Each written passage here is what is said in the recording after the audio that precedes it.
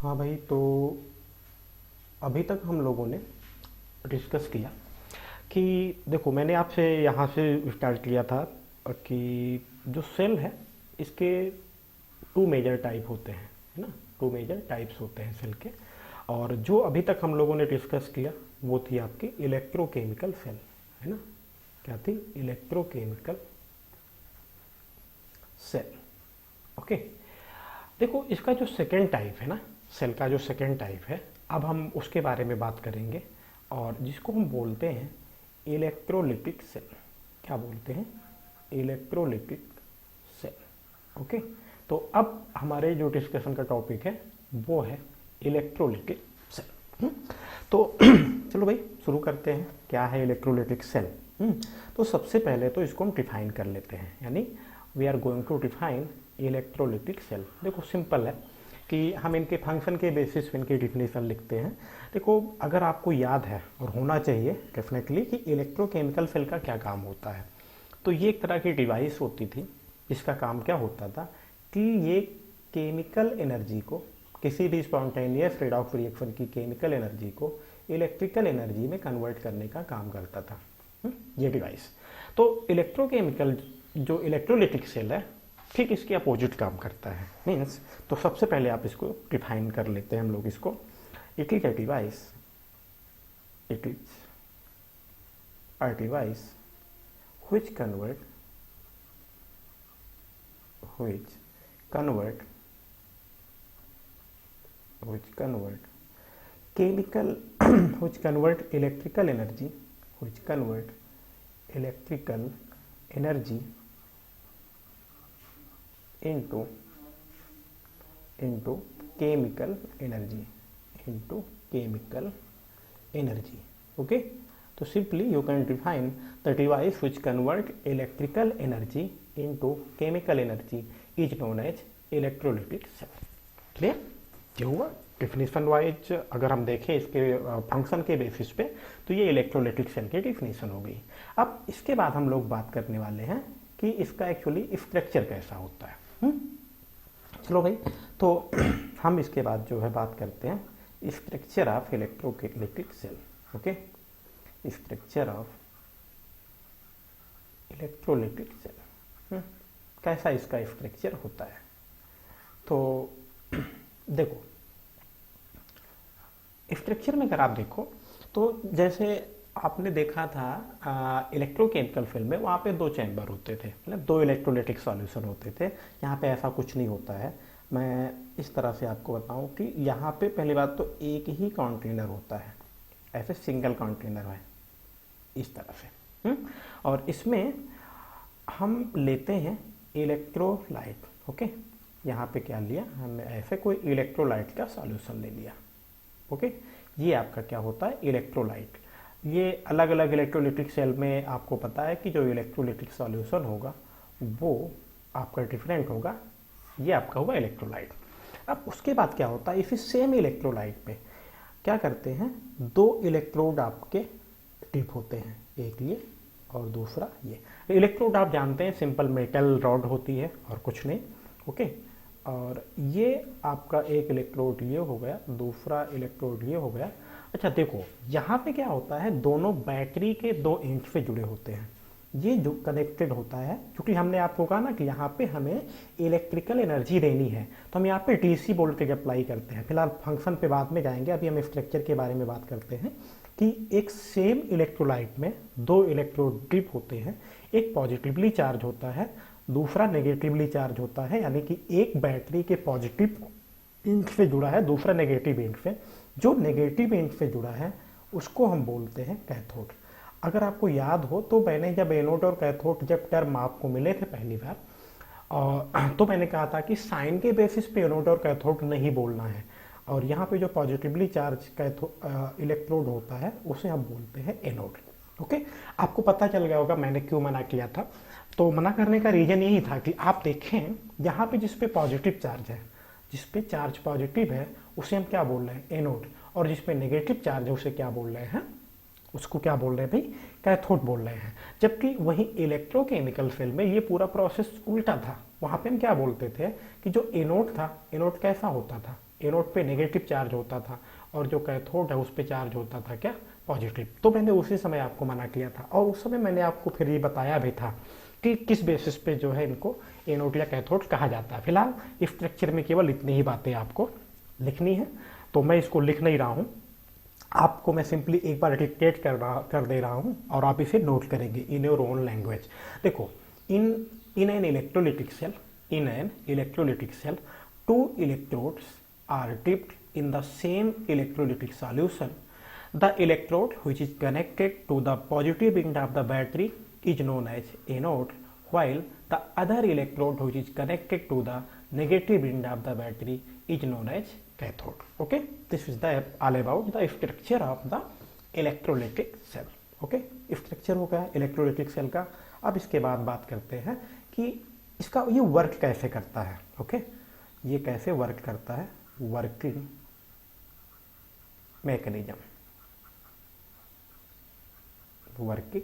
Mechanism कैसे ये work करता है। देखो, इलेक्ट्रोलिटिक सेल में जो रिएक्शन होती है उसको इलेक्ट्रोलिसिस बोलते हैं एक्चुअली।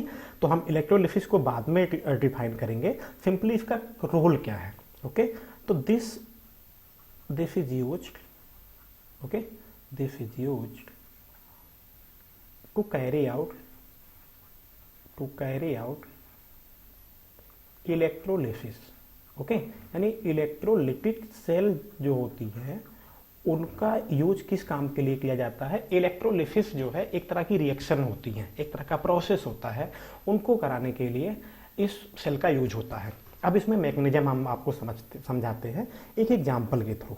ओके, एक एग्जाम्पल लेते हैं और जहाँ पे हमें ये पता चल जाएगा कि कैसे, किस तरह से जो है ये इलेक्ट्रोलिटिक सेल काम करता है। जैसे देखो, हमने लिया, देखो हमारे सिलेबस में कई सारे एग्जाम्पल हमें फेस करने हैं या उनसे रिलेटेड क्वेश्चन आते हैं, लेकिन अभी हम जो सबसे सिंपल है वो लेते हैं, मोल्टेन NaCl। मोल्टेन NaCl का मतलब ये हुआ कि हमारे पास NaCl था, फिजिकल स्टेट इसकी क्या थी, सॉलिड थी, फिर हमने इसको हीट किया यानी इसका फ्यूजन कराया, फ्यूजन मीन्स इसको मेल्ट करा दिया।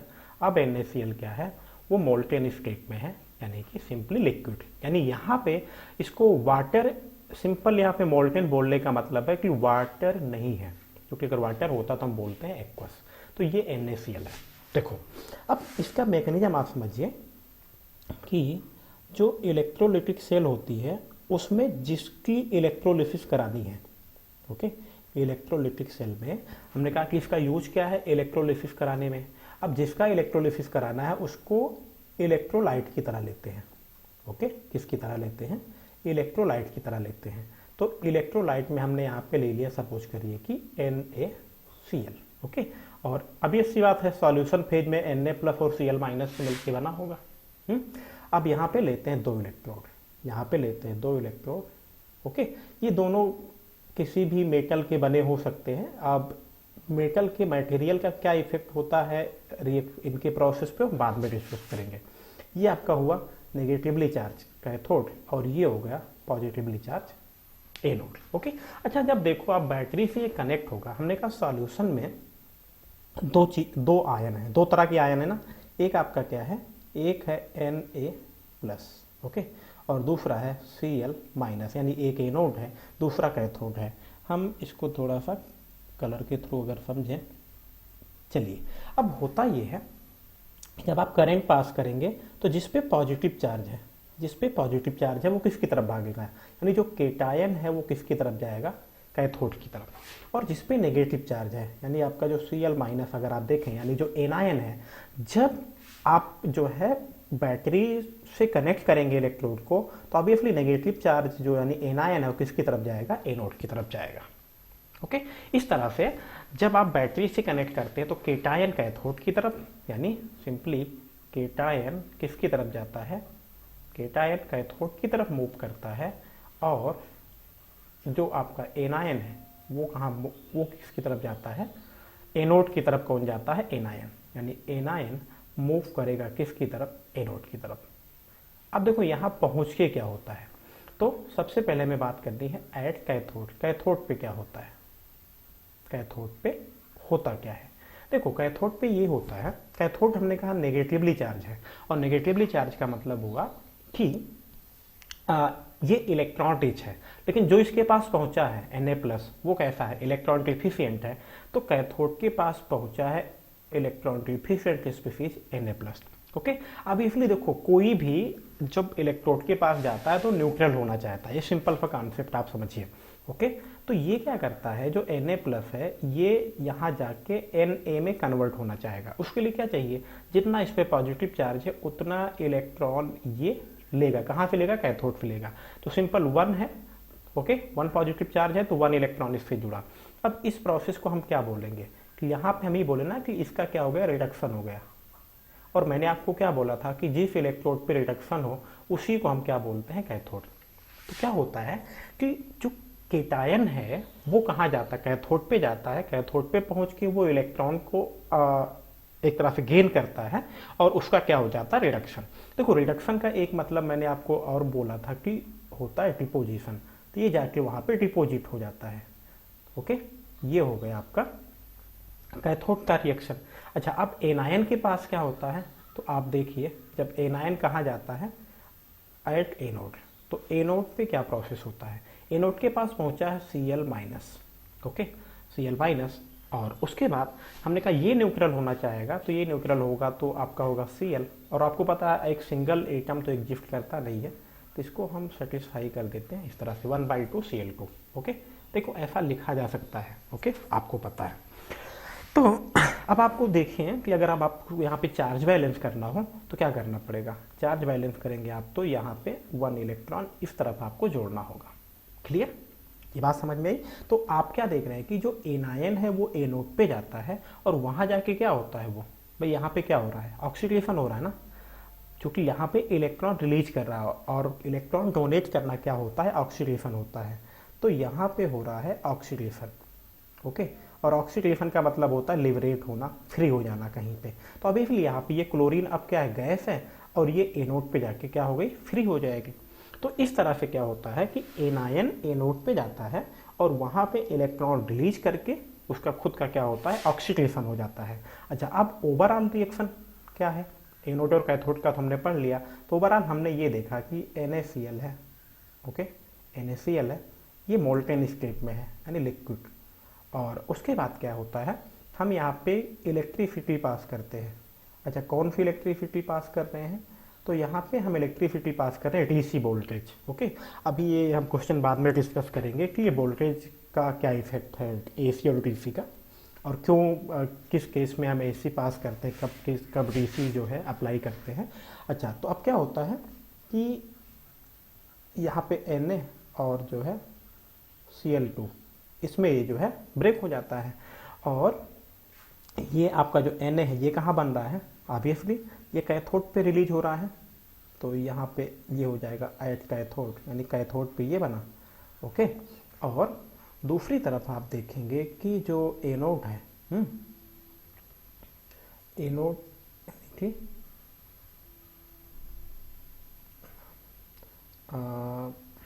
यहाँ पे Na कैथोड पे रिलीज हुआ, और जो आपका क्लोरीन है ये कहाँ पे रिलीज हो रहा है, ये रिलीज हो रहा है एट एनोड। ओके, इस तरह से ये इसका पूरा मैकेनिज्म है। बात समझ में आई। तो अब इसके मैकेनिज्म को मैं आपको जो है एक, आप लिखेंगे कैसे, ये तो एग्जाम्पल हो गया, बट हर बार यही हो ऐसा तो जरूरी है नहीं। ओके, इसकी वर्किंग मैकेनिज्म को आपको लिखना कैसे है, तो आपको मैं एक बार जो है रिपीट कर दे रहा हूँ, आप इसे आप अपने वर्ड्स में लिखेंगे। देखो, इन इलेक्ट्रोलिटिक सेल, किसी भी इलेक्ट्रोलिटिक सेल में क्या होता है, when we apply DC voltage, जब हम डीसी वोल्टेज अप्लाई करते हैं, then cations move towards cathode where they get reduced by accepting electrons, while anion travels towards anode where they get oxidized by releasing electrons। Okay, यही इनका जो है total क्या होता है, मैकेनिज्म होता है, और इस तरह से आप जो है। अच्छा, अब यहाँ पे इसके बाद मैंने आपसे कहा था कि मैं आपको एक और बात जो है आपके साथ जो है वो डिस्कस करूँगा, वो ये कि यहाँ पे जो रिएक्शन होती है ना, यहाँ पे जो रिएक्शन होती है इसको बोलते हैं इलेक्ट्रोलिसिस। ओके, यानी इलेक्ट्रोलिटिक सेल में जो रिएक्शन होती है वो है इलेक्ट्रोलिसिस। तो कभी अगर आपसे पूछा जाए कि इलेक्ट्रोलिसिस को आप कैसे डिफाइन करेंगे तो हमें ये भी आना चाहिए। अच्छा, तो मैकेनिज्म में कोई दिक्कत नहीं ना, हमने लिखा नहीं है बट आई थिंक आप उससे फेमिलियर होंगे। मैं एक बार फिर से रिपीट कर दे रहा हूँ जल्दी से।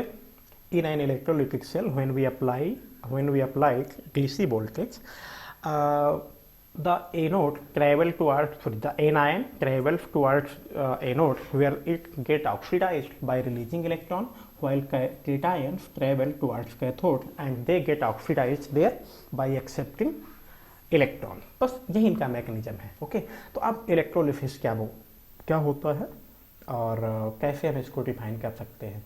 देखो, इलेक्ट्रोलिसिस एक तरह का जो है प्रोसेस है जिसमें किसी भी मॉलिक्यूल को, किसी भी कंपाउंड को जस्ट इलेक्ट्रिसिटी का यूज करके ब्रेक किया जाता है। Okay, so the process in which a compound is broken down by using electricity is known as electrolysis. Simple यहाँ पे दो वर्ड है, लाइसिस यानी ब्रेक होना और इलेक्ट्रो मतलब with the help of electricity. और इलेक्ट्रोलिसिस को कैरी आउट कराने के लिए हमें एक डिवाइस की जरूरत पड़ती है जो कि क्या होता है, इलेक्ट्रोलिटिक सेल होती है। ओके, तो आप इसको ऐसे लिख सकते हैं, the process in which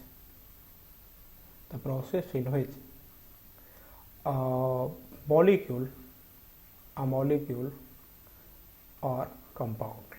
okay, चाहे मॉलिक्यूल आप बोले या कंपाउंड, क्योंकि कंपाउंड के ही मॉलिक्यूल होते हैं। इन विच अ मॉलिक्यूल और compound is broken down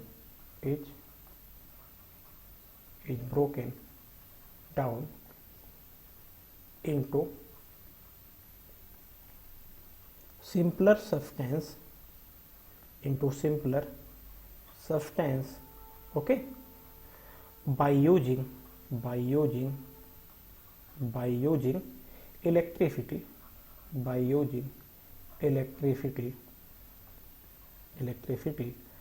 is known as electrolysis. Okay, ये होगा इलेक्ट्रोलिसिस। आगे हम इलेक्ट्रोलिसिस का मैकेनिज्म भी आपको, चूंकि जो इसका मैकेनिज्म है working mechanism of electrochemical cell, उसी को हम यहाँ पे जो है डिस्कस कर लेते हैं। ओके, कि क्या होता है। ठीक है भाई, देखो हम यहीं पे इसके बारे में बात कर लेते हैं कि क्या होता है इलेक्ट्रोलिसिस में। और जो इलेक्ट्रोलिसिस का मैकेनिज्म मैं बता रहा हूं वही वर्किंग मैकेनिज्म हो जाएगा इलेक्ट्रोलिटिक सेल का। ओके, तो आप सबसे पहले तो ये लिखेंगे, इट इज कैरीड आउट, क्योंकि इलेक्ट्रोलिसिस को आप कहीं भी नहीं करा सकते हैं। It is carried out in electrochemical cell, इसको इलेक्ट्रोकेमिकल सेल में हम कराते हैं। ओके, अब इसमें होता क्या है, तो आप लिखिए, व्हेन वी जो हमने आपको बताया मैं उसको यहाँ पे लिख भी दे रहा हूँ। When we apply DC voltage, इसको मैं इसीलिए मेंशन कर रहा हूँ कि आपको कोई पूछे तो कोई कंफ्यूजन ना हो। When we apply DC voltage across the electrode, then the cations present in the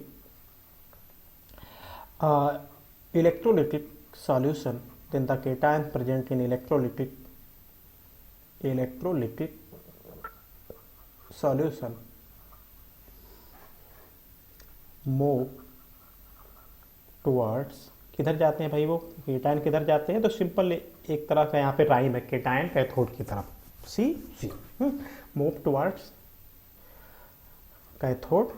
और कैथोड पे जाके क्या होता है, कैथोड वेयर, वहाँ पहुँच के क्या होता है, where they get reduced. Okay, और रिड्यूस होने के लिए क्या होना चाहिए, बाई इलेक्ट्रॉन एक्सेप्ट करना जरूरी है। By accepting electron. Okay okay. While दूसरी तरफ क्या होता है, while anions travel towards anion travels towards किसकी तरफ जाते हैं भाई, ये ए नोड। एनायन किसकी तरफ जाएंगे, ए नोड, ए आप ऐसे समझ याद रख सकते हैं, टुवर्ड्स ए नोड। और वहां पहुंच के क्या होता है, वेयर दे गेट, एनायन का क्या होता है भाई, ए नोड पे ऑक्सीडेशन ही होता है ना, where they get oxidized by, okay, oxidize होते हैं। और ऑक्सीडाइज कैसे होते हैं, तो बाय रिलीजिंग इलेक्ट्रॉन्स। ओके, ये इलेक्ट्रॉन रिलीज करते हैं और खुद क्या हो जाते हैं, ऑक्सीडाइज हो जाते हैं। Okay, clear. अब हमें एक एग्जाम्पल के थ्रू इसको समझाना है। ओके, तो एग्जाम्पल के थ्रू आप समझाएं। जैसे यहाँ पे एग्जाम्पल हमने लिया,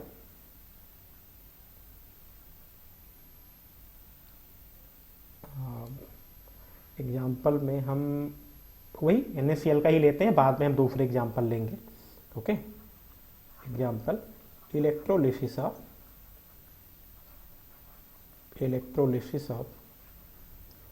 NaCl। ओके, तो आप पहले ऐसे लिखेंगे, एट ए नोड। ए नोड पे क्या हुआ, ए नोड पे देखिए क्या होता है कि आपको पता है कौन जाएगा, Cl माइनस ट्रेवल करके पहुंचेगा भाई कहाँ पे, ए नोड पे, और कन्वर्ट हो जाएगा इसमें। इसके लिए इसको 1 इलेक्ट्रॉन, ये होगा ए नोड का रिएक्शन एट कैथोड। देखो आगे हम कई कंपाउंड्स जो है उनकी इलेक्ट्रोलिसिस पढ़ने वाले हैं, तो उनको लिखने का तरीका ही होगा, पहले ए नोड का रिएक्शन, फिर कैथोड पे क्या होगा, कैथोड पे क्या होता है, Na+ है। ओके, और ये रिड्यूस होगा किसमें, Na में, और यहाँ पे हम एक इलेक्ट्रॉन इस तरह से ऐड कर देते हैं। क्लियर। ओवरऑल रिएक्शन क्या है, ओवरऑल रिएक्शन भी हमें आना चाहिए। सॉरी, बिना ओवरऑल रिएक्शन के हम कुछ करने मतलब सही नहीं माना जाएगा ना। तो ओवरऑल रिएक्शन क्या हो जाएगी, ओवरऑल रिएक्शन आपको लिखनी पड़ेगी, ओवरऑल रिएक्शन, ये इलेक्ट्रोलिसिस रिएक्शन को लिखने का तरीका है।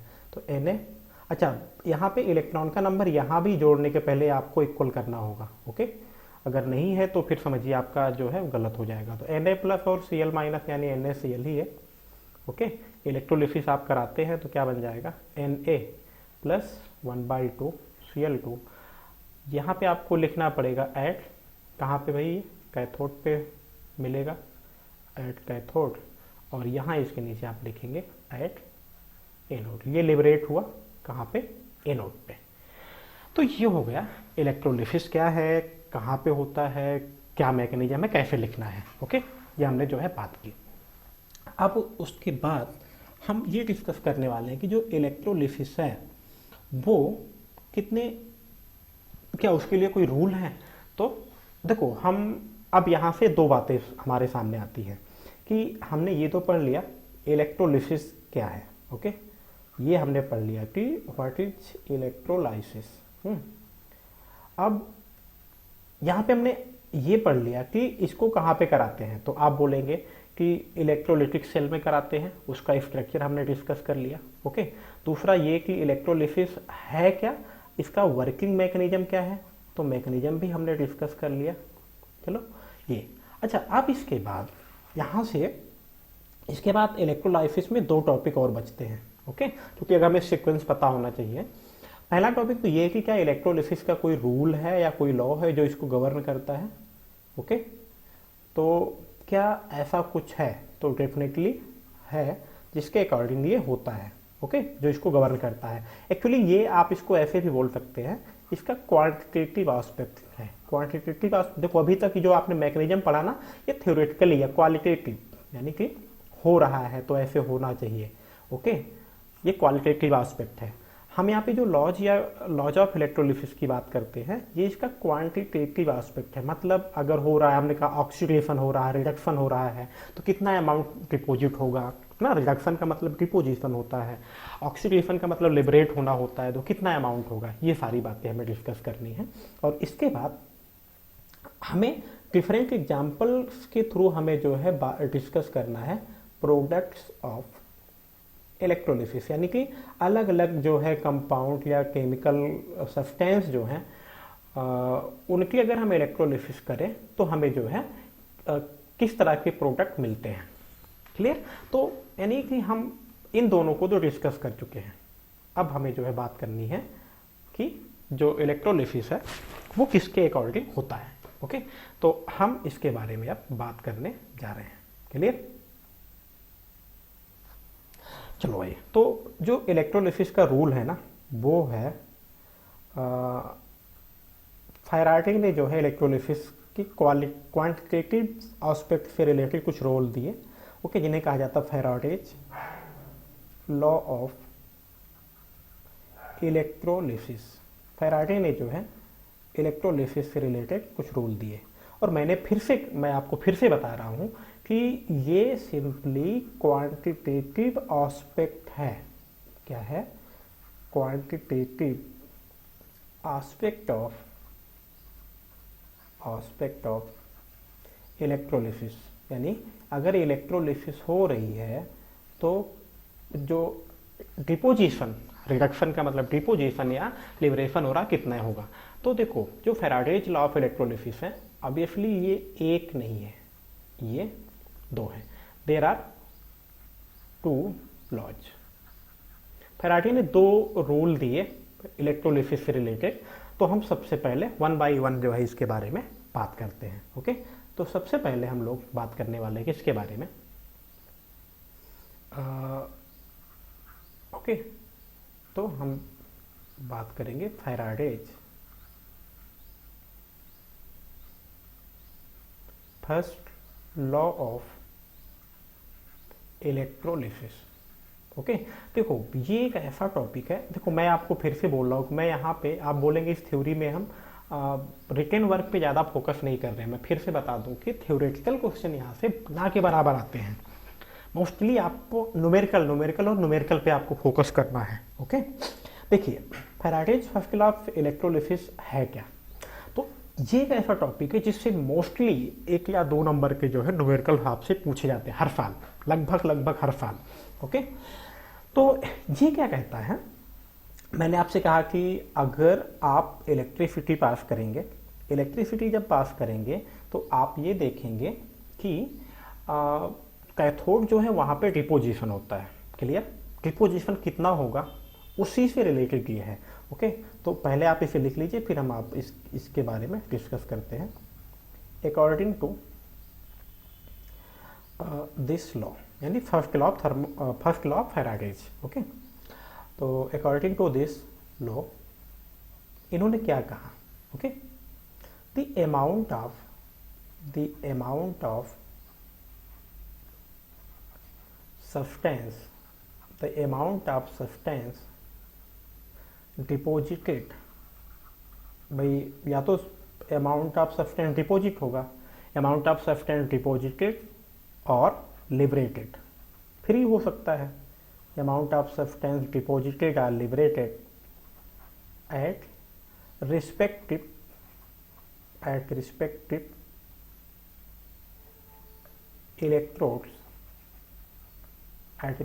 electrodes in the process of electrolysis. In the process of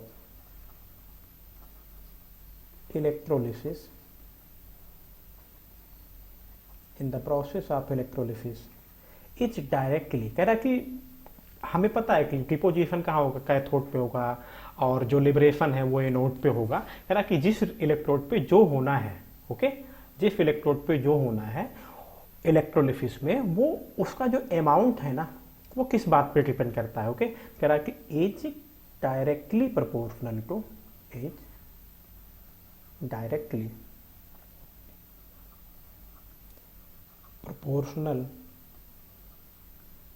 to कह रहा है ये हमेशा डायरेक्टली प्रोपोर्शनल होगा to the amount of charge, to the amount of charge. Okay, और आपको पता है चार्ज क्या होता है, क्यू।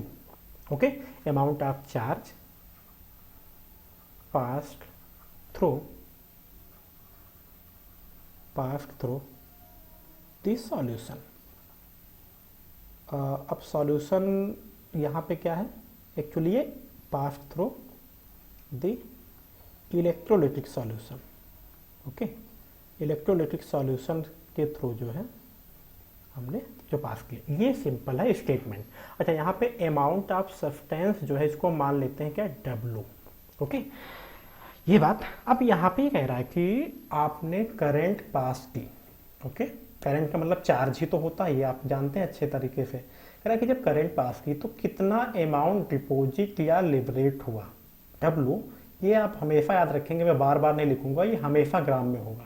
कह रहा है ये डायरेक्टली प्रोपोर्शनल होता है किसके, amount of charge passed through the solution, W directly proportional to Q। ये बात समझ में आई। अच्छा भाई, जब इतना समझ में आया तो आगे हम और थोड़ा सा बात करते हैं। अब ये कह रहा है कि आपको जब ये मिला तो देखो, आपको ये तो पता ही है कि Q इज इक्वल टू क्या होता है। ओके, आपने फिजिक्स में पढ़ा होगा, Q is equal to I current into time t। I किस में होना चाहिए भाई, I इन एम्पियर, आपको पता है। और टाइम किस में होना चाहिए, हमेशा सेकंड में होना चाहिए। ओके, तो Q की जगह पे हम ये लिख सकते हैं, यानी कि W डायरेक्टली प्रोपोर्शनल टू क्या होगा, I इंटू टी, यानी टाइम t। ओके, जब आप इसको हटाएंगे तो एक आपको कांस्टेंट मिल जाएगा, तो आपको you will get W is equal to Z into I into T. Okay, या फिर आप ये x वगैरह नहीं मान लेंगे, इंटू का साइन है, तो W is equal to G R. ये आपका एक नया कांस्टेंट आया, और यही फॉर्मूला है जो फाइनली आपको यूज करना है। अब देखो, यहाँ से जो Z है, Z को बोलते क्या है, तो Z आपका है इलेक्ट्रोकेमिकल इक्विवेलेंट। Z को क्या बोला जाता है, इलेक्ट्रोकेमिकल इक्विवेलेंट। ओके, एक तरह का कांस्टेंट है। कई बार इसकी डिफिनीशन ही पूछ ली जाती है कि what is electrochemical equivalent, how can you define it. Okay, तो मैं फाइनली फिर से एक बार फॉर्मूला लिख रहा हूँ, deposited amount W is equal to Z into I into T. अच्छा, आप एक बार और याद रखें कि Z इज इक्वल टू क्या होता है, तो electrochemical equivalent Z is equal to होता है molar mass divided by N into F। Okay, ये बहुत ही इंपॉर्टेंट है। अब इसकी मीनिंग मैं आपको भी बता रहा हूँ कि क्या है यहाँ पे। तो फाइनली अगर हम Z की जगह पे इस वैल्यू को पुट कर दें, so we will get W is equal to M molar mass है यहाँ पे। ओके, मोलरिटी नहीं है, N number of electron, F Faraday constant है, into I into time t। Okay, तो ये फाइनली ये फॉर्मूला है जो हमें मिलता है, जिसपे बेस्ड आपसे न्यूमेरिकल पूछे जाते हैं।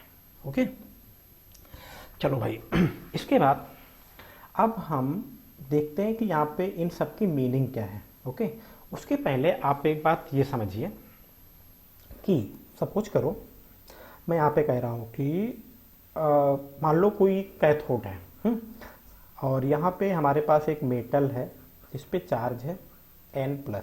अब यहाँ पे हम कैथोड की बात करें, क्योंकि मोस्टली जो क्वेश्चन है ना, वो कैथोड पे कितना अमाउंट डिपॉजिट हुआ उसी से रिलेटेड पूछ जाते हैं। कैथोड पे हमारे पास एक मेटल है जिस पे चार्ज है N।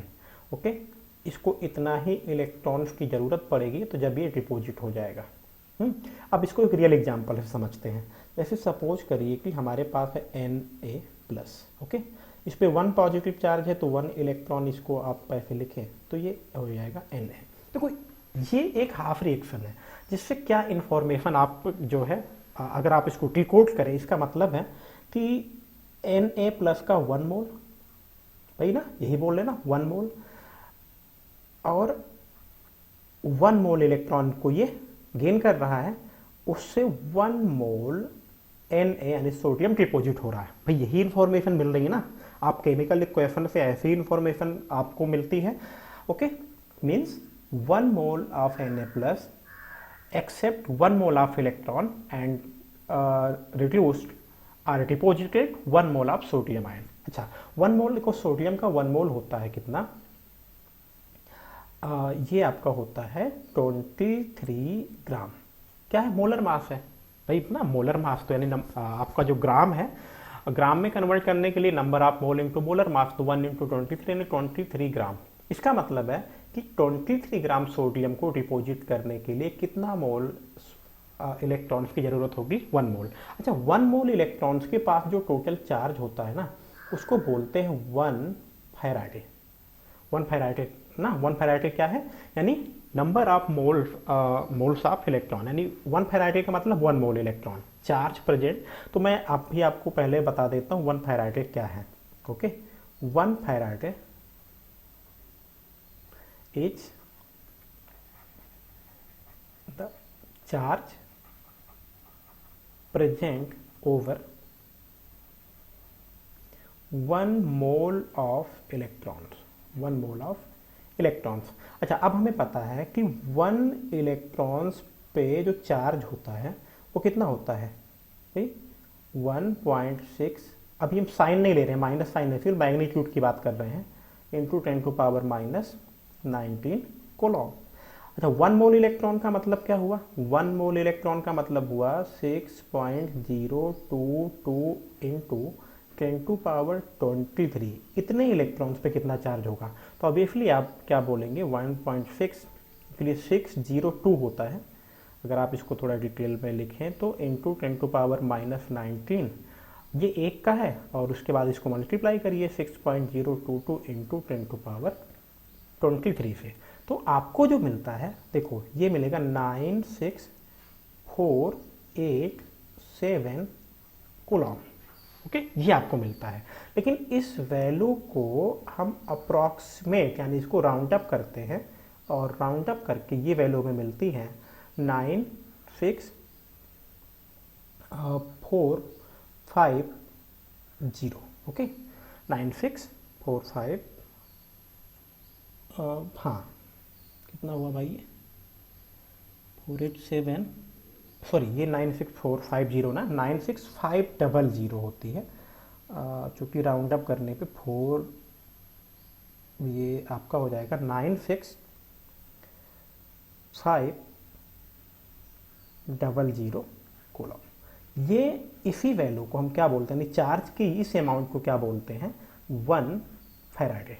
ओके, ये बात समझ में? यानी जहाँ भी, अब इसका मतलब है कि 23 ग्राम अमाउंट के डिपॉजिट होने के लिए कितना चाहिए? सोडियम के लिए 1 फैराडे चार्ज की जरूरत पड़ती है। क्लियर? ये बात समझ में आई? तो अब यहाँ से हम आगे बढ़े थोड़ा सा।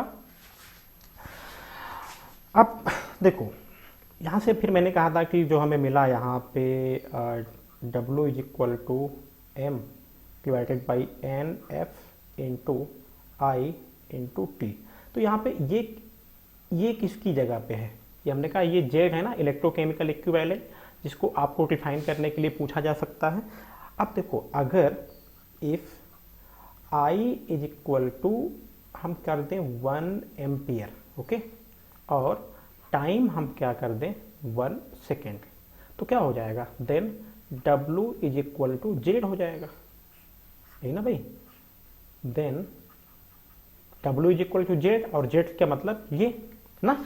तो अब हम यहां से इसको डिफाइन कर सकते हैं ना 10। इसका मतलब हुआ कि अगर 1 एम्पियर की करंट 1 सेकेंड तक पास करें तो जितना अमाउंट डिपॉजिट होगा उसको उस सब्सटेंस का हम क्या बोलेंगे? Electrochemical equivalent. ओके, तो आप इसको लिख लीजिए। Then the amount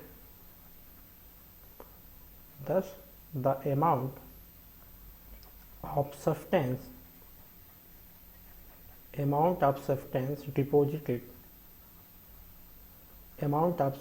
deposited when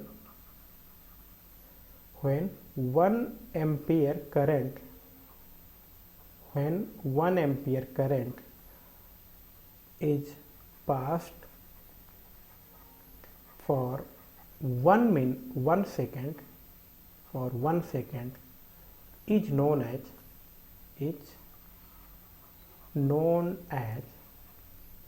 electrochemical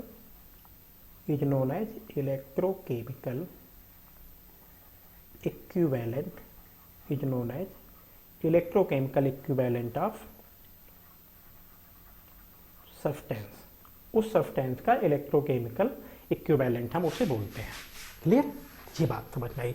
अच्छा, अब इस पे क्वेश्चन कैसे आते हैं, हमारे लिए सबसे जरूरी है कि क्वेश्चन जो है उनको हम इजीली जो है सॉल्व कर पाए। देखो क्वेश्चन अब कई तरह से आते हैं, जैसे सबसे पहले तो जो सबसे सिंपलेस्ट है मैं उनके बारे में बात कर लेता हूँ। जैसे मान लो कि मैं लिखता हूँ, क्वेश्चन आपका है calculate the charge required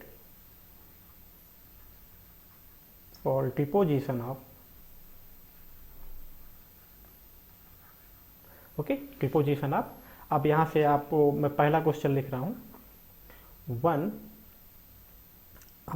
1 mole of Na+ या 1 मोल ऑफ सोडियम। ओके, दूसरा मैं लिख रहा हूं 2 मोल ऑफ Cu। ओके, ये बात समझ में। अब दो क्वेश्चन से या फिर एक और क्वेश्चन हम लिख देते हैं, क्योंकि ऐसे क्वेश्चन बहुत रेयरली चूंकि बहुत सिंपल होते हैं तो ऐसे पूछे नहीं जाते हैं। 5 मोल्स ऑफ एल्युमिनियम। चलो भाई देखो, सबसे पहले बात करते हैं अब इनके सॉल्यूशन की, कैसे ये क्वेश्चन सॉल्व होंगे। देखो हमें पता है सोडियम डिपॉजिट होने के पहले किस फॉर्म में रहेगा, Na+। ओके, उसके बाद अब अगर ये डिपॉजिट हो रहा है तो ये क्या होगा, Na इस तरह से, और इसके लिए कितना 1 मोल ऑफ इलेक्ट्रॉन की जरूरत होती है। इसका मतलब है 1 मोल सोडियम के डिपॉजिट होने के लिए 1 मोल इलेक्ट्रॉन मतलब 1 फैराडे ना, 1 मोल का मतलब 1 फैराडे हुआ ना। इसका मतलब है इसका आंसर हो गया 1 फैराडे। यहाँ पे आप लिख लीजिएगा रिक्वायर्ड चार्ज, आपको फैराडे में आंसर देना है, क्योंकि फैराडे में ही आंसर जो है कई बार पूछा जाता है। ओके, दूसरा कह रहा है कि 2 मोल ऑफ Cu। देखो Cu पे जो, देखो अब ये चीजें आपको पता होनी चाहिए, Cu पे जो चार्ज होता है 2+ होता है। इसका मतलब है अगर हम इसको Cu में कन्वर्ट करें तो कितना होगा, 2 मोल ऑफ इलेक्ट्रॉन। इसका मतलब है इसके 1 मोल के लिए, 2 मोल का मतलब 2 फैराडे, यही ना। इसका मतलब है कि 1 मोल के लिए 2 फैराडे, यहाँ पे कितना मोल है 2 मोल, तो 2 मोल के लिए कितना हो जाएगा भाई 4 फैराडे ना। ये आपका आंसर हो गया। एक और आपको बता देते हैं, जो है एल्युमिनियम पे चार्ज क्या होता है 3+। ये जरूरी चीज है आपको आना। ओके, अगर कि एल्युमिनियम का 1 मोल के लिए अब आप समझ सकते हैं कितना इलेक्ट्रॉन की जरूरत, 3 मोल, और उसके बाद ये हुआ एल्युमिनियम। ओके, यानी इसके 1 मोल के लिए, 1 मोल के डिपॉजिट होने के लिए हमें कितने चार्ज की जरूरत होती, 3 फैराडे। ओके, अब जो 3 फैराडे है, अब 1 मोल के लिए 3 फैराडे, यहाँ क्वेश्चन में कितना है 5 मोल। इसका मतलब टोटल जो आपका होगा कितना होगा, 15 फैराडे की जरूरत पड़ेगी, 3 × 5। ओके, अच्छा अभी जो आपने ये फॉर्मूला लिखा ना, W = molar mass, molar mass तो गिवन रहेगा, हमें 5 टेंशन नहीं लेना है आपको, NF × I × T। देखो यहाँ पे n क्या है, बार बार ये होता है। देखो किसी भी सब्सटेंस के 1 मोल के लिए कितने इलेक्ट्रॉन की जरूरत पड़ती है, 1, यहाँ पे 2, यहाँ पे 3, तो यही n की वैल्यू है, means number of electrons involved. अगर मैंने इसके पहले नहीं लिखा था तो आप इसे याद रखेंगे, नंबर ऑफ इलेक्ट्रॉन्स जो है ये होता है n। ओके, अब जो रियल न्यूमेरिकल साइन से पूछे जाते हैं उनके बारे में हम बात करते हैं। ओके, चलो भाई, अब ऐसे 2-4 क्वेश्चन हमें आने चाहिए। सेकेंड लॉ हम जो है बाद में भी डिस्कस कर लेंगे, अभी हमें इसके बारे में बात करनी है, जो न्यूमेरिकल, जो कि मेनली सेकेंड लॉ से बहुत सारे क्वेश्चन नहीं आते हैं, बहुत रेयर केस में पूछा जाता है, यही हमारे लिए ज़्यादा इंपॉर्टेंट है। तो इसमें कह रहा है कि, चलो क्वेश्चन को मैं पूरा नहीं लिख रहा, मतलब शॉर्ट में कर रहा हूँ कि 2 एम्पियर करंट है ना, इसको पास किया जाता है फॉर 5 मिनट। ओके, 5 मिनट के लिए पास करते हैं। और कहाँ से पास करते हैं? Through 0.25 molar. Okay, through 0.25 molar CuSO4 solution. Okay, simply calculate deposited amount. Calculate the deposited amount of Cu. Okay, जबकि Cu का जो एटॉमिक वेट है ना, या मोलर मास है जिसको आप बोल सकते हैं, वो है 63.5 यूनिट। क्या है भाई? ग्राम पर मोल। ये गिवन है। अब देखो, मैं सबसे पहले आपको बता दूं, ऐसे किसी भी क्वेश्चन में, इस तरह के किसी भी क्वेश्चन में अगर मोलरिटी दी गई है या कंसंट्रेशन का कोई भी दूसरा फॉर्म दिया है, इट इज यूजलेस। पहली चीज क्यों? क्योंकि आप कंफ्यूज इसलिए हो जाते हैं क्योंकि जब देखो, आप जब डिपॉजिटेड अमाउंट का फॉर्मूला लिखते हैं ना, डब्लो डिपॉजिटेड अमाउंट इन ग्राम, मैं फिर से बोल रहा हूँ, is equal to molar mass divided by number of electrons involve into Faraday into I in ampere into time in second. बिल्कुल एकदम इसमें कोई कंफ्यूजन नहीं होना चाहिए। अब ये वाला m देख के ना आप इस वाले m से कंफ्यूज हो जाते हैं कि ये मोलरिटी यही वैल्यू यहाँ पे रखते हैं। प्लीज ऐसा नहीं करना। मोलरिटी या कंसंट्रेशन कुछ भी दी गई हो, इसका कोई मतलब ही नहीं हमारे लिए, यूजलेस। ओके, ये m क्या है? एटॉमिक वेट है जो डिपॉजिट हो रहा है। पूरे का नहीं है, पूरे जो है CuSO4 का मोलर मास निकाल दें, नहीं। डिपोजिशन किसका हो रहा है? Cu का हो रहा है, और Cu का एटॉमिक वेट या मोलर मास ये दिया है। ओके, तो सिंपली आप फॉर्मूला ये आपको पता है, आप वैल्यू पुट करिए। डिपॉजिटेड अमाउंट आपको फाइंड आउट करना है, मोलर मास कितना है 63.5 डिवाइडेड बाई। अच्छा आप देखो, जब Cu का डिपोजिशन होता है तो वो रिएक्शन आपको आनी चाहिए। क्यों? आप कहेंगे क्यों आनी चाहिए? क्योंकि CuSO4 में Cu पे चार्ज क्या है? +2। Cu पे कभी कभी +1 भी होता, बट यहाँ पे इससे ये पता चल गया कि कितना चार्ज है यहाँ पे 2+। ओके, अच्छा अब अगर ये Cu में डिपॉजिट होगा तो कितने इलेक्ट्रॉन लगेंगे भाई? 2। इसका मतलब यहाँ से अगर ये आ रहा है तो आपको ये पता चल जाएगा n की वैल्यू कितनी है, जो कि आपको पुट करना है। तो n यहाँ पे कितना है Cu के डिपोजिशन के लिए? 2 इंटू फैराडे आपको पता है 96500। ये कांस्टेंट है, इसमें कुछ दिक्कत नहीं है। एम्पियर कितना है? 2 एम्पियर करंट है ना। कभी कभी मिली एम्पियर में होता है, ये ऐसा कुछ है, तो प्लीज उसको एम्पियर में कन्वर्ट कर ले, यानी यहाँ पे 2 इंटू टाइम। टाइम यूजुअली आपको मिनट में दे दिया जाता है, और मैं आपको फिर से बोल रहा हूँ यहाँ पे टाइम सेकेंड में चाहिए। 25 इंटू 60। अब ये कैलकुलेशन में बिल्कुल नहीं करने जा रहा हूँ, जो भी आएगा इतना ग्राम, यही आपका क्या हो जाएगा? आंसर। क्लियर भैया?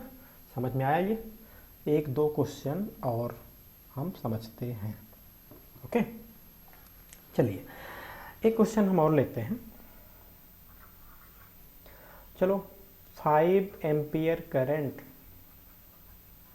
पास होता है कितनी देर के लिए? 10 मिनट के लिए। ओके, फॉर 10 मिनट कहाँ से पास करा रहे हैं? थ्रू चलो 0.5 मोलर एल्युमिनियम सल्फेट Al2SO4 का थ्राइस। इससे वही फिर से कैलकुलेट करना है आपको कि डिपॉजिटेड अमाउंट ऑफ एल्युमिनियम आपको बताना है कितना होगा, और एल्युमिनियम का जो एटॉमिक वेट है वो 27 ग्राम पर मोल है। ओके, चलो भाई मैं फिर से बताऊं कि ये गिवन जरूर है, कोई मतलब नहीं है। सबसे पहले आप इसको, क्योंकि बहुत बार कंफ्यूज होते लोग, तो इसलिए बार बार इसको लिख रहे हैं। हो सकता है क्वेश्चन में ना दिया जाए, मोस्टली नहीं दिया जाता, बट कभी अगर दे देता है तो आप कंफ्यूज होते हैं। ओके, देखो तो अब सबसे पहले देखो, आप सीक्वेंस वाइज लिखिए। जब सॉल्यूशन लिखना शुरू करें तो देखो आप क्या क्या गिवन है। करंट आप ऐसे लिखेंगे, मैं जैसे सॉल्व कर रहा हूँ ऐसे नहीं करना, प्लीज सही से करना। Given I is equal to 5 ampere, क्योंकि उसके बाद क्या है, time is equal to 10 into 60 इतना, क्योंकि टाइम हमें सेकंड में चाहिए तो हमें आ रही आदत होनी चाहिए। और मोलर मास कितना है, ओके, मोलर मास आपका कितना दिया है 27। अच्छा, अब जो रिएक्शन है आप वो लिखेंगे, इसके बाद रिएक्शन लिखते हैं Al3 plus plus 3 electrons, okay. तो यहाँ से एल्युमिनियम डिपोजिट होगा, यहाँ से N इज इक्वल टू आप लिखेंगे क्या भाई 3 है। अब पूछ क्या रहा है, ओके, पूछ रहा है W डिपोजिटेड अमाउंट कितना है, तो बताते हैं कितना है। चलिए अब फॉर्मूला आप अप्लाई करिए, फॉर्मूला अप्लाई करेंगे तो W इज इक्वल टू हम लिख रहे हैं जिससे आपकी थोड़ी हैबिट बन जाए, I इंटू टी। ये मोलर मास आपका कितना है भाई 27 डिवाइडेड बाई N की वैल्यू 3 है। फैराडी भी दिया होगा हमेशा, बट इतना आपका फ्रिक्वेंटली यूज हो रहा है कि आप इसे याद ही कर लें, तभी आपके लिए अच्छा है। करंट कितना है 5 एम्पियर की करंट है, और इंटू 10 मिनट यानी 10 इंटू 60 पूरा सॉल्व करेंगे, जो आएगा इतने ग्राम, यही आपका क्या हो जाएगा आंसर। Done, okay. तो चलिए एक क्वेश्चन है, जरूरी नहीं कि हमेशा यही पूछे कितना डिपॉजिट हुआ कितना डिपॉजिट हुआ। जैसे मैं अब एक क्वेश्चन और लेता हूँ, ये आप बोलेंगे ये तो बहुत आसान सा है, हालांकि आसान तो है। एक क्वेश्चन हम लेते हैं, चलिए क्या क्या क्या क्या क्या क्या चलिए 2.5 एम्पियर करंट पास किया गया, ओके, कहाँ से, थ्रू 0.1 मोलर AgNO3 सॉल्यूशन से, ओके, एंड 0 एंड क्या हुआ, and 3.2 gram of Ag, 3.2 gram of Ag was deposited, okay. आप कहेंगे तो दे दिया, बहुत अच्छी बात है, क्वेश्चन ही क्या बचा। क्वेश्चन ये है duration of current, duration of current आपको बताना है कि करंट को कितनी देर के लिए पास किया गया है, मतलब टाइम, ओके। और Ag का जो मोलर मास होता है 108 ग्राम पर मोल। अब आपको बताओ क्वेश्चन सॉल्व करना है, तो फिर भी टफ कहाँ हुआ भाई। देखो जो गिवन है वो आप नोट करो, गिवन क्या क्या है, तो W है कितना, कितना है भाई W 3.2 ग्राम, ओके। करंट है I कितना 2.5 एम्पियर। उसके बाद क्या है, हमने कहा इसको तो गोली मारो, भूल के भी इसके उसमें फंसना नहीं है, ओके। फिर क्या पूछ रहा है, टाइम आपसे पूछ रहा है। अच्छा, अब आपको मैं बता दूं कि एक और इन्फॉर्मेशन जो दी गई है, मोलर मास 108 ग्राम पर मोल है। अच्छा, Ag बहुत सिंपल सा है, Ag पे +1 होता है, +1 इलेक्ट्रॉन्स, तो और ये Ag पे डिपोजिट हो जाता है, यानी N इज इक्वल टू कितना आपको रखना है 1, ओके। अच्छा, इसको लिखने की ज़रूरत नहीं होती है, जब आप सॉल्व कर रहे हैं तो आप इसे ना लिखें तब भी चल जाएगा, भाई लिखने का इंप्रेशन अच्छा जाएगा, बट ना लिखने से कोई नुकसान नहीं, क्योंकि हमें वो प्रोसेस पूछ रहा है, हमें N की वैल्यू हम कहाँ पे रख रहे हैं, नहीं मतलब उसे हमें रखना है, बस हम रख लेंगे, ओके। चलो, तो W is equal to M divided by N F into I into T. याद रखना T सेकेंड में है तो आंसर सेकेंड में ही आएगा। तो फाइनली आप बताओ T is equal to answer कितना आएगा, तो W into N F divided by M into आई।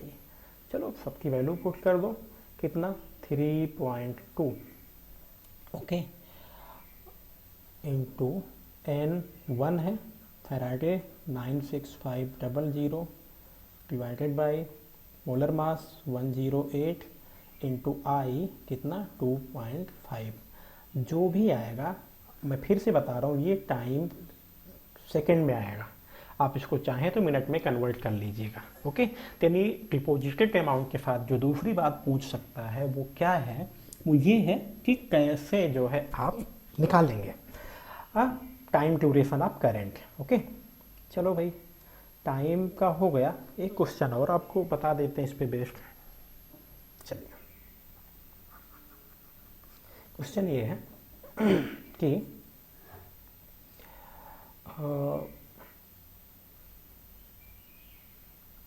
एक करंट कह रहा है, करंट हमने पास किया, pass through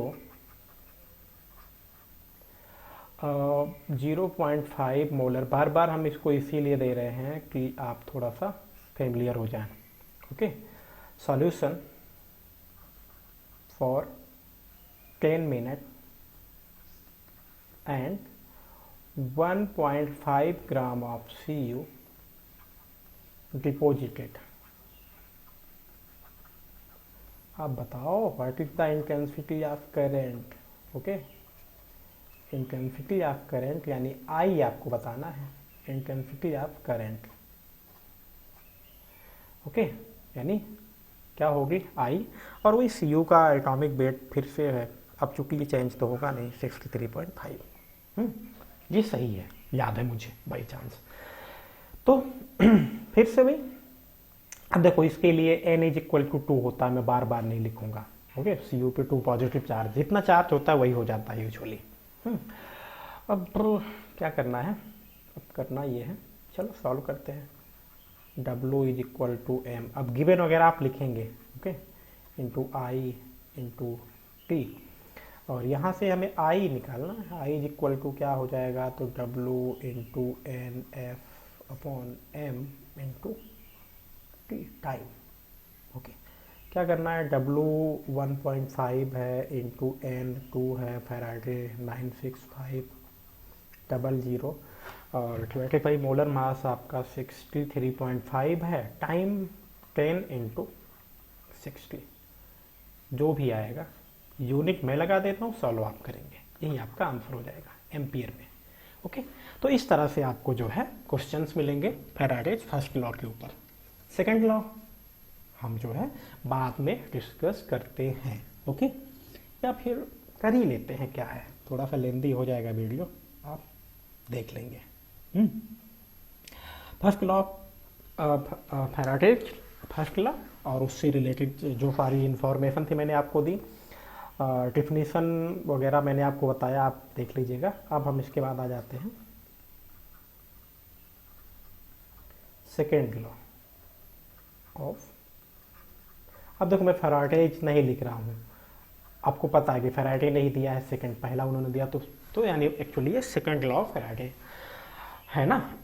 Faraday second law of electrolysis. इसमें इन्होंने क्या कहा, देखो बहुत सिंपल सी बात है यहाँ पे। कह रहा कि सपोज करो कि हमारे पास दो सॉल्यूशन है, एक ये और दूसरा ये, और ये इसका इलेक्ट्रोड है, इसमें दो और इसमें दो इलेक्ट्रोड हैं। ओके, और मान लो ये हो गया,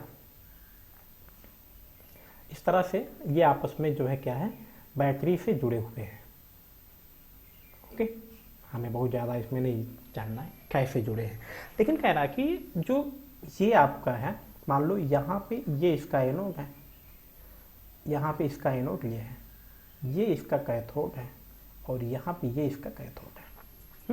यूजुअली कैथोड पे मेटल्स जो है वो डिपॉजिट होती हैं। तो आप क्वेश्चन ये मतलब ये जो कहता है वो ये आप समझिए ध्यान से कि अगर एक सीरीज ऑफ सॉल्यूशन हो, यानी कई सारे सॉल्यूशन एक सीरीज में जुड़े हुए हों, दो से ज़्यादा भी हो सकते हैं, हम दो का ही केस ले रहे हैं, आप कंफ्यूज ना हो इसलिए। ओके, तो कह रहा कि किसी इलेक्ट्रोड पे जो डिपॉजिटेड अमाउंट है, मान लो इस सॉल्यूशन 1 में कैथोड पे डिपॉजिटेड अमाउंट है W1। ओके, और दूसरे वाले सेल में जो डिपॉजिटेड अमाउंट है, अगर यहाँ पे कैथोड लिया तो यहाँ पे भी कैथोड लेना है W2। कह रहा इनका जो रेशियो होगा, अच्छा मान लो यहाँ पे मेटल M1 डिपॉजिट हो रही है, यहाँ पे डिपोजिशन किसका हो रहा है, मेटल M2 का। तो कह रहा है कि जो डिपॉजिटेड अमाउंट का रेशियो होगा वो उन मेटल्स के इक्विवेलेंट वेट के रेशियो के इक्वल होगा, यानी ये हो जाएगा equivalent weight of metal M1 divided by equivalent weight of metal M2। यही आपका है सेकेंड लॉ ऑफ इलेक्ट्रोलिसिस।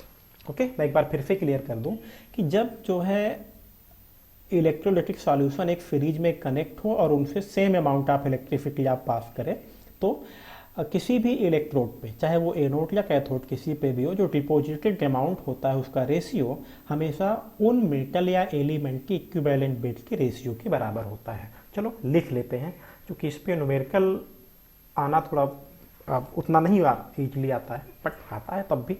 एक न्यूमेरिकल आपकी बुक में इस पे बेस्ड है। ओके, चलिए तो पहले हम इसको लिख लेते हैं। स्टेटमेंट इसका क्या है, second law of electrolysis.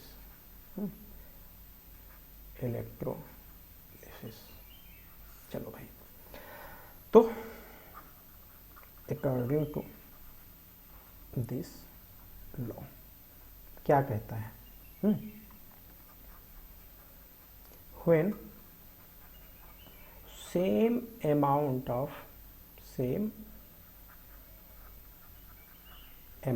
okay, when same amount of charge or electricity, जो भी बोले, same amount of electricity passed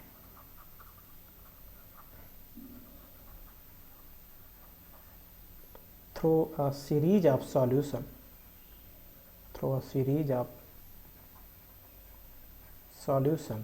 okay, तब क्या होता है, then the amount of substance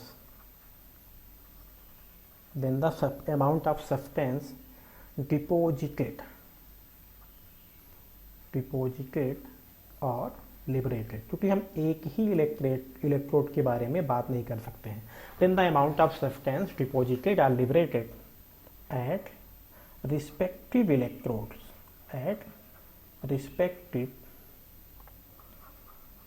electrodes are in the ratio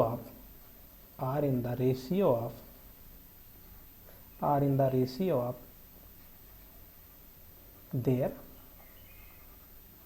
equivalent weight। I think आपको पता होगा, और नहीं पता है तो आप पता करिए। ओके, ये हुआ। अब इस बात को हम देखो, ये तो स्टेटमेंट है। ओके, स्टेटमेंट आपको आई थिंक समझ में आ रहा होगा। जैसे अब हम यहाँ पे एग्जाम्पल लेते हैं। कैसे, जैसे मान लीजिए हमारे पास है ये है CuSO4 का सॉल्यूशन, और दूसरी तरफ है चलो AgNO3। ओके, यहाँ पे कैथोड पे क्या डिपॉजिट होगा, कैथोड पे डिपॉजिट होगा Ag, यहाँ पे कैथोड पे डिपॉजिट होगा क्या, Cu। ओके, दोनों एक सीरीज में कनेक्टेड हैं, यानी सेम अमाउंट ऑफ। इस तब क्या हो जाएगा, इसका मतलब है कि वेट ऑफ, यहाँ पे वेट मतलब डिपॉजिटेड वेट ऑफ Cu। यहाँ पे कैथोड की बात करें तो कैथोड पे Cu डिपॉजिट होगा, divided by deposited weight of Ag। क्योंकि यहाँ पे देखो, अगर हमने कहा ना इसका कैथोड लिया तो इसका भी कैथोड ही लेना है। ओके, तो दोनों का के सेम इलेक्ट्रोड पे है, यानी इसके कैथोड और इसके कैथोड पे जो डिपॉजिटेड अमाउंट होता है वो किसके रेशियो में होगा, तो वो इनके इक्विवेलेंट वेट के रेशियो में होगा। Means equivalent weight of Cu deposited divided by equivalent weight of Ag। ये हुआ इसका मतलब।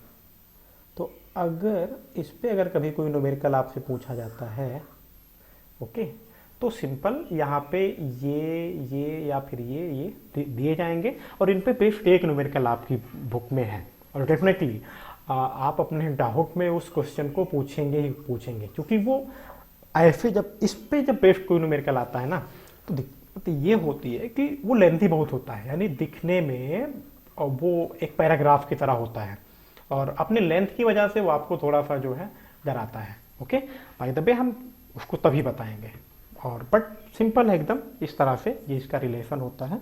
तो फिर अब हमें जो है नेक्स्ट टॉपिक जो कि प्रोडक्ट ऑफ इलेक्ट्रोलिसिस है उसके बारे में हम लोग बाद में बात करेंगे। क्लियर?